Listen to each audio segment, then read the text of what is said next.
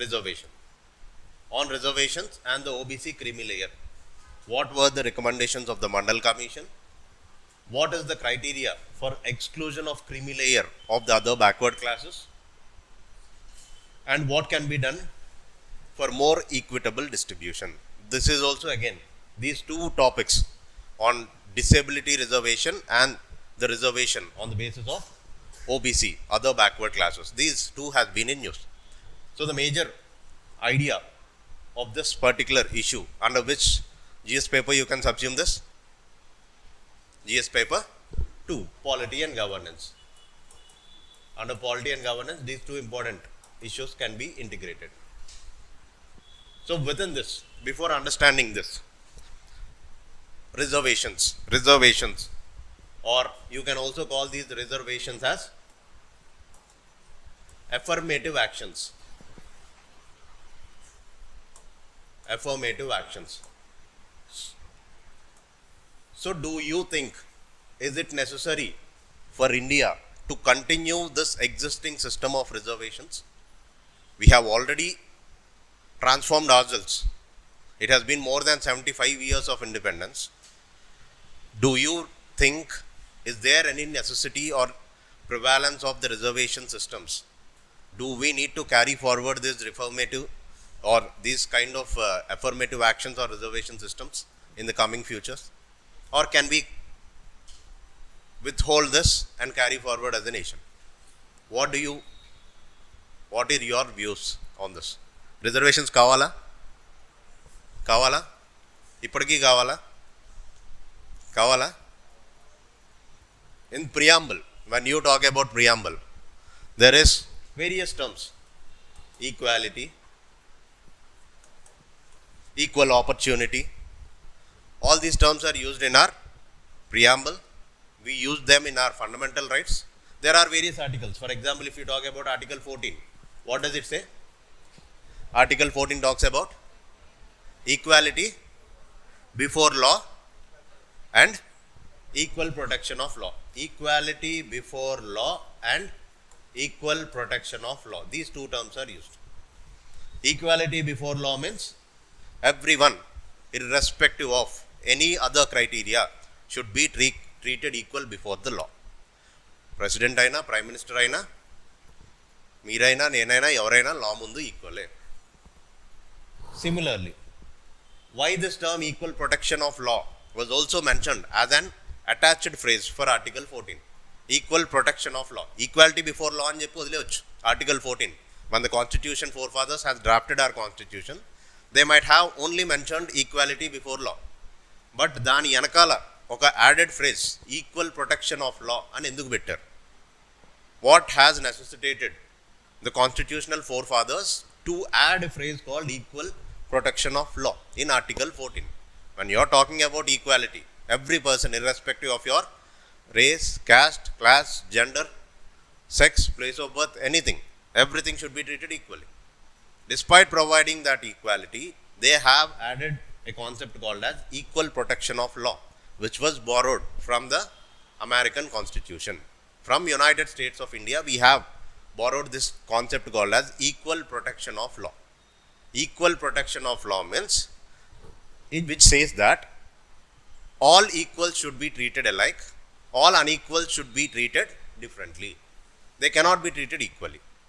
There will be a photograph. Here, equality gurinchi maatladte, we see this even in your NCERT books or all other books also. There will be three persons who are standing to watch a match. So when there is a wall, to watch that particular match, three people will be standing, A, B and C. This person A is very much taller, person B is just short of A, and person C is very short. So these three people will be trying to watch a match. When you say equality before law, everyone should be treated equally. Ante andariki equal gaane చూడాలి. But in order to make the state or the government has to make sure that these three people will be able to witness this match. The government has to provide some kind of equality to all the citizens. With respect to providing equality, A elano height gaane unnadu kabatti he is able to look, he is able to see that match. B just కొంచెం చూడగలుగుతున్నాడు, ఇంకొంచెం push ఇస్తే ఇంకా కంఫర్టబుల్గా చూస్తాడు. So we can provide some any heightened material so that we can be made even more heighter and he can watch this match.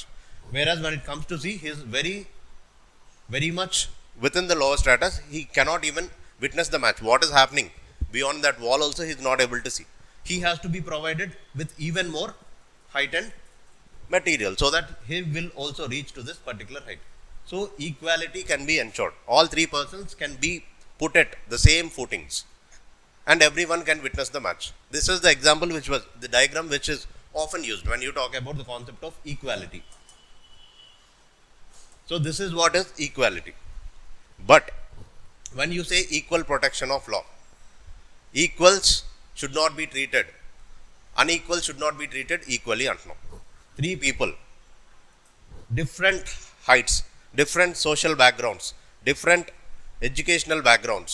If you put it in the context of state, different social backgrounds, different educational backgrounds నుంచి వచ్చి వాళ్ళందరినీ ఒకటే రాడార్లో equality అనే నామ్లో అందరికీ equal subjugate చేస్తే, how the people who are in the lower strata can reach to the same footing that the elite people are addressing or they are benefiting.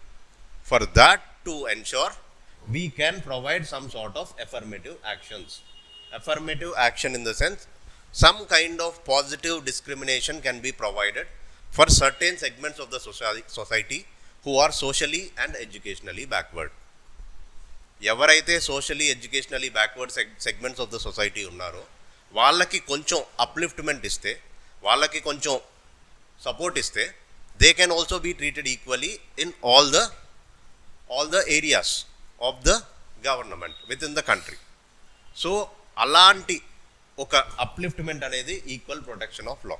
అందరికీ ఈక్వల్గా కాకుండా ఎవడైతే backward, downtrodden, marginalised, vulnerable sections of the people ఉంటారో, who have been in this menace of historical injustices. Indialo, the prevalence of the caste system was very much high during the historical times. Because of the subjugation of lower caste people by the upper class communities, there has been a lot of differences. They are not able to elevate themselves. They are not able to access even the basic essentials in their lives. There have been various scenarios, various situations, various real-time examples as well, where the people from this downtrodden, backward, vulnerable sections were regarded as pollutants. They were treated as people with pollution. And even their shadows also cannot touch the elite people or the upper class people. Al pakka nunchi velte illu pakka raavali. Even aa needu kuda maaku daakkodu. Ante ma purity potadi ane oka kind of societies nunchi manam transform ayyachum. So when there is so much of historical injustice that is portrayed on these lower strata of the people, they are not even provided adequate facilities to have access to drinking also. There are differentiations between different kinds of water accessibility. Oka urlo oka well undi anukondi, adi aa well anedi only elite people, upper class people aa well nu vaadali. Lower caste people odu వచ్చి ఆడి వెల్లలో నీళ్ళన్నీ dry అయిపోయినా, తాగడానికి ఒక చుక్క నీళ్ళు లేకపోయినా, ఈ దానిలో అబండెంట్గా వాటర్ ఉన్నా కూడా అక్కడి నుంచి ఇక్కడికి వచ్చి తీసుకునే పరిస్థితి లేదు. అసలు వచ్చి తీసుకునే అంత రైట్ లేదు, ఆ ఆలోచన కూడా చేసుకోలేని పరిస్థితుల్లో అలా సబ్జుగేట్ అయిపోయి ఉన్నారు. So when this kind of hardships were prevalent in the people at those times, in order to bring them or uplift them, we have to provide some kind of facilities. We have to bring them, make adequate representation of these lower segments of the people has to be brought in. If they are adequately represented across various sections or various positions of authority, power, status and wealth, ఇవన్నిటిలోనూ వాళ్ళకి తీసుకొచ్చి పెడితే అప్పుడు వాళ్ళ advancement అనేది start అవుతుంది. ముందు advancement రావాలి అంటే ఫస్ట్ వాళ్ళని రిప్రజెంట్ చేసేలా ఉండాలి, అంటే వాళ్ళని స్కూల్కి తీసుకొచ్చి కూర్చోబెట్టేలా ఉండాలి. There have been various cases. అంబేద్కరే ప్రాక్టికల్గా కాన్స్టిట్యూంట్ అసెంబ్లీలో చాలాసార్లు చెప్పాడు. ఈ వెల్ ఎగ్జాంపుల్ చెప్తారు. When he went to school, everyone who was sitting in the school, they were asked to sit on the benches, but he was asked to sit on the floor. Ambedkar sat on the floor and pursued his education in his schooling. That kind of social stigmatization, that kind of social backwardness has been the norm in our country. In India, inequality in Indian society is very much a reality. You cannot take away the reality of inequality that was prevalent right from historical times. That's the reality. Everyone has to admit that. Inequality is there. But in order to make sure that we are giving equal opportunity to all the people, to make the constitutional provisions a reality, to provide some sort of relaxations to the downtrodden sections of the people who are socially and educationally backward, we have to provide some kind of affirmative actions, some kind of quotas, some kind of reservations. Only if we provided all these kind of things, we can make them represented in various segments, various powers of authority, various status, various responsibilities can be given to them. Then only we can think of advancement of that section of society. So all these has to be provided. So in order to provide all these things, we require fine tuning in our reservation system. There has to be fine tuning in our reservation system. Once the constitution has come into existence in 1950s, the very provisions within the constitution mentioned that this kind of affirmative action, this kind of reservations exclusively for socially and educationally backward people will be in application only for 10 years. అంటే 1950s చేస్తే 1960s వరకే ఈ reservation policies అనేవి ఉంటాయి అని చెప్పి constitutional four fathers mention చేశారు కాన్స్టిట్యూషన్లో. Subsequently, even after 75 years of independence also, we have been amending the provisions of this reservation policy and taking this forward. So, even if we talk about all these things also, this fine tuning of reservation is what is the need of the hour. People who are socially and educationally backward, they are not in a position to rise to the authority. They are not able to rise to any level of authority who are socially and educationally backward. That has been found out even after 10 years, even after 20 years, even after 30 years also the same reality for their rise into various authoritative positions was not happening. So we are going on amending the provisions and extending the time period of these affirmative actions, these reservations. So we know that all the public goods have to be distributed equally. Whatever the public goods that we are talking about now, earlier times లో లేవు. ఇప్పుడు public goods అంటే ఒక park కానీ, public goods అంటే public roads కానీ, ఇవన్నీ public goods. Now they are distributed equally, irrespective of gender, irrespective of race, irrespective of religion, every one can have access to all these public goods. But what about the social goods? There are various social goods as well.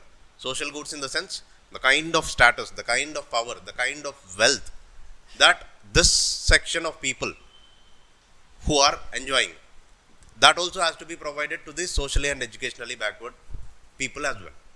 So, public goods distribution అనేది ఈక్వల్గానే జరుగుతుంది కానీ social goods distribution, in order to elevate them in status, power and authority, this has not been distributed equally, even now, even after 75 years of independence. That is why we are still following with this concept of reservations. So basically you can mention about two reasons why this reservation, why this affirmative action is necessary. Two reasons could be: number one, in order to make representation. Representation is of utmost importance. In order to make the people representative, advancement in representation is the first thing.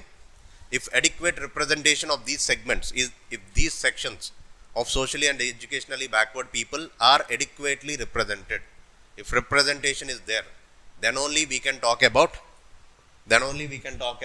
inclusion. If they are represented, obviously it leads to inclusion. Inclusion means bringing in all segments of the people into the parliament, into the elite houses, into various important constitutional positions, and make the representation of their communities also. You will consider, for example, there have been lot of transformations happening. If the percentage of women in the parliament is improved, lot of women and child related issues can be addressed within the society, because women are competent enough to frame laws, to make laws, to think in the lines of the necessities of women and children, and to pass on certain legislations. So whatever reforms that we have been brought in with respect to women and children, it can be made possible and it can be made reality only if women are adequately represented.